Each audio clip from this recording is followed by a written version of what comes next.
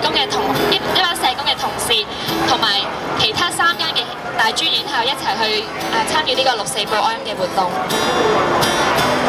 我哋喺呢一度唔係希望煽動大家去做啲乜嘢，我哋只係希望喚醒大家嗰顆純潔嘅心，去真正了解1989年6月4日所發生嘅事。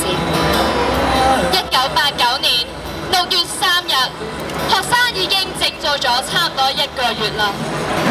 北京政府表示要喺6月4日完成清場，並宣布如遇阻攔，戒嚴隊可以採取一切手段予以排除。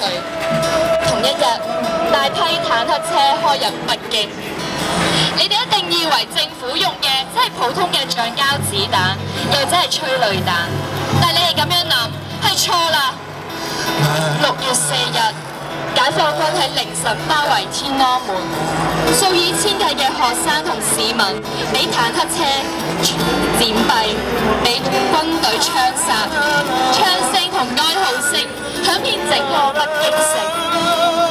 北京國際廣播電台報導，請記住，1989年6月4日喺中國嘅首都北京發生咗最駭人聽聞嘅悲劇。呢班為民主、為國家手無寸鐵嘅人，就係咁樣俾佢嘅同胞用軍械所殺。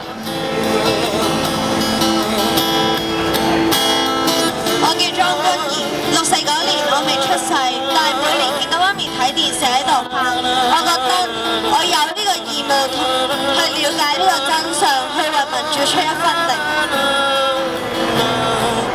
我叫馮雨晴，6·4當年我未出世，記得我第一次睇6·4係咩嘅時候，喺文匯報份書刊睇到嗰啲圖，睇到嗰啲字，我喊咗。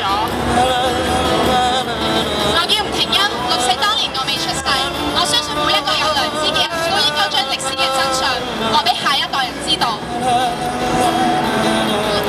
1989年6月4日，你哋喺邊度啊？嗰陣時你哋諗緊啲乜嘢啊？你有冇將你知道嘅嘢、你哋睇到嘅嘢同你身邊嘅人講？有冇同你哋下一代講啊？